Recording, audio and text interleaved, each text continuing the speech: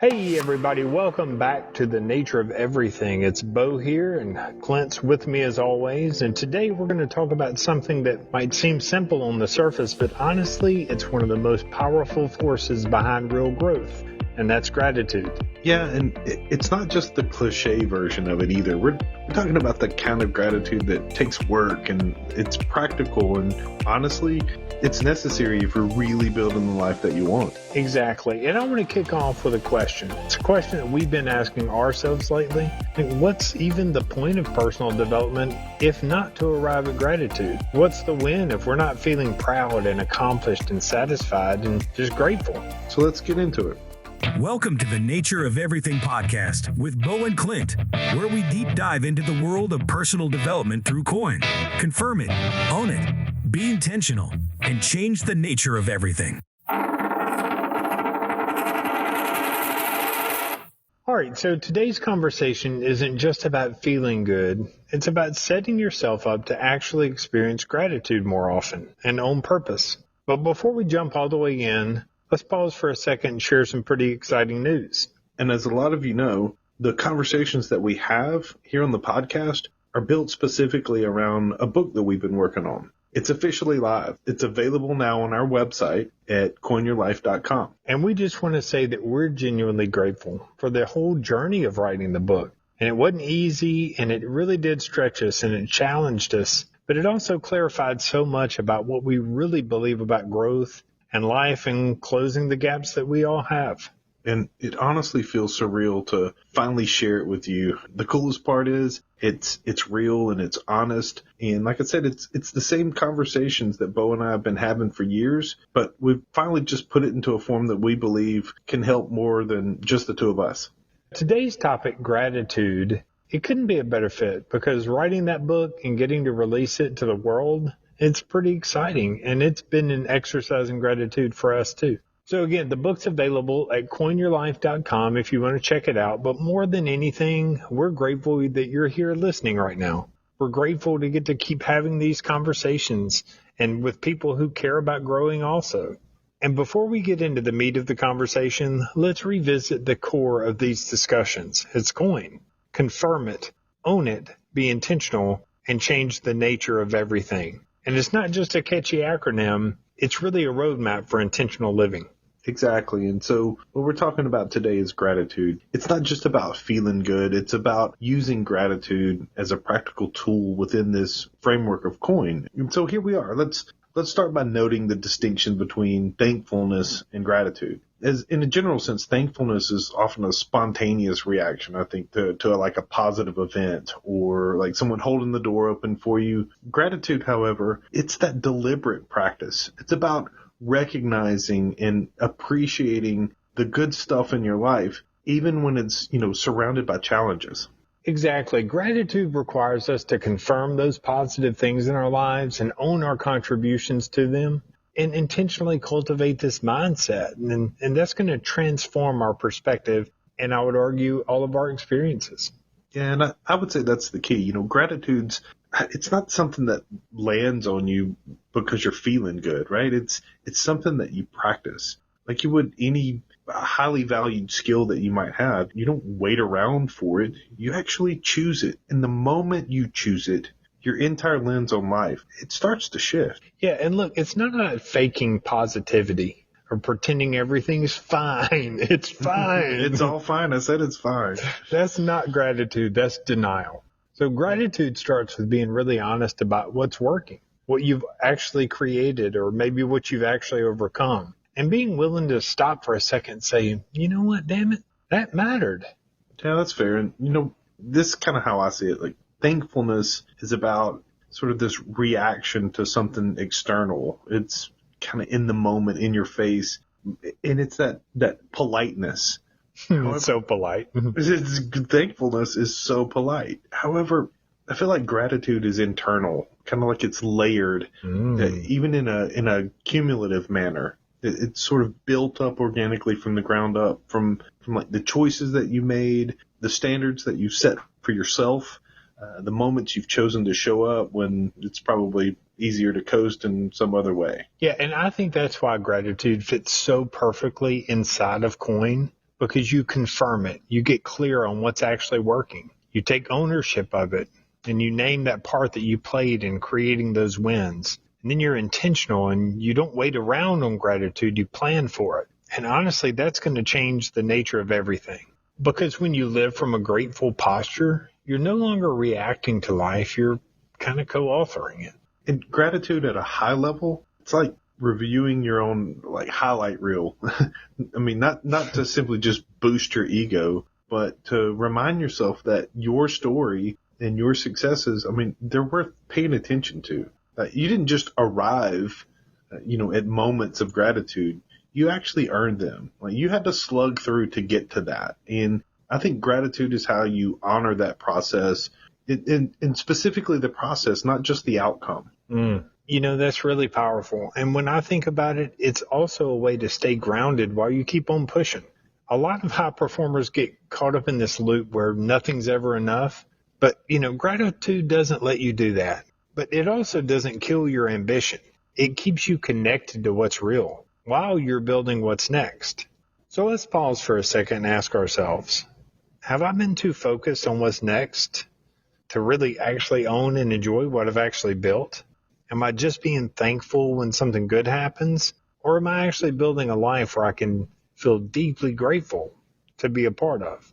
Yeah, and to that point, I'd say that gratitude doesn't fall into that category of a soft skill. I don't think that it's fluff. I think it's part of the mental architecture, that framework that's necessary for growth.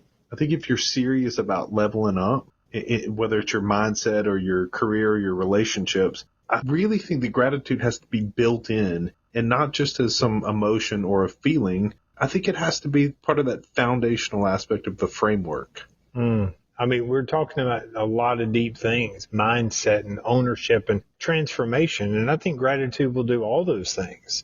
But if you don't practice gratitude internally, sometimes it can just slip off the radar and sneak out the back door. Yeah, gratitude's not like a pet. I mean, you can't just leave it alone and expect that it's going to be sitting around wagging its tail and happy to see you when you show back up. It's probably, I'd say it's more like a plant that, if you don't water it, you're going to turn around and it's all crunchy and brown and dead. and you're probably just going to pretend like it wasn't ever there to begin with, right? Yeah, I know a thing or two about that part.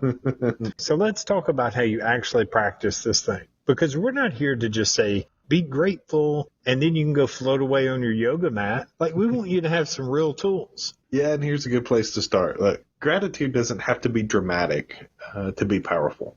I don't think you have to light some crazy candle and whisper affirmations into your salt lamp. And, I don't think that it's not about writing a sonnet, because you had a good cup of coffee. But I think you do just kind of need that rhythm and that habit, sort of a system. What you need is a practice. And, one of the simplest ways that we've talked about doing this is kind of a daily gratitude check-in. There's a free resource on the website right now that could help. The Coin 10-minute daily check-in. 5 minutes in the morning, 5 minutes at night, and that's it. You answer a couple of questions. Just think, what's one thing I was grateful for today? Or what's one thing I'm proud of from today? You don't have to write a novel. You just have to be honest. Look, and we're talking about people who are leading teams and building businesses and parenting. Those things that are real and just navigating real life. You can't afford to run on empty, and gratitude is one of the fastest ways that I think you can refill your tank without having to, make an intentional escape from life or long, sabbatical or vacation. It does bring you back to what's working, and it brings you back around to what's yours and what still matters to you, even on all of the crazy, wacky, full of busy days. Gratitude doesn't mean that the chaos goes away. It just means that you remember why you're in the chaos to begin with. I agree. And look, so again, for application's sake, I say write it down, say it out loud, whether you text a friend, just make sure that you check in before bed. Look, and you said write it down, and I know we talked about it in a previous podcast, but I think it's relevant here. That study from, Dominican University, Dr. Gail Matthews, I think, and she conducted this research and found that individuals who wrote down their goals are 42% more likely to achieve them compared to the people that didn't. Yeah, you know what?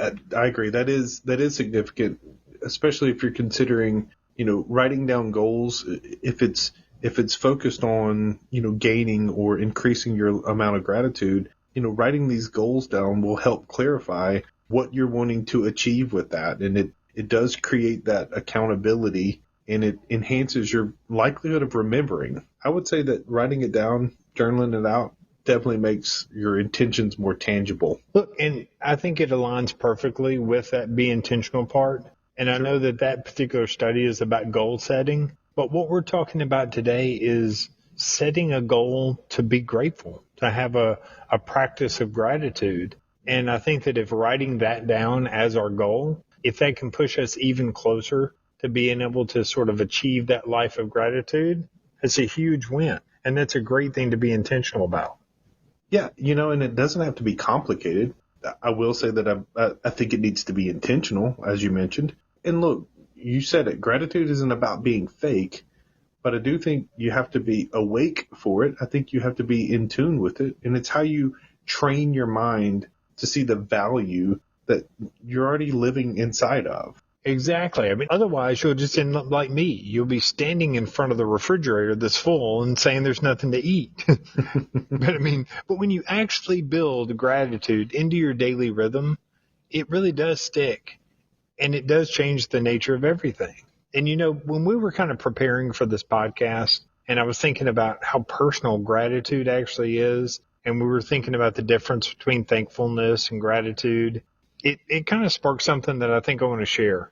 It's a personal story. So, I come from a Christian background, and even though maybe these days I'd describe myself as being sort of deconstructed in some way, but in my Christian experience, I've experienced communion a couple of different ways. And one example was in a big group, rows of people, and that little tiny cracker and the little thimble of grape juice that they give you. And it's meaningful, but it's kind of procedural.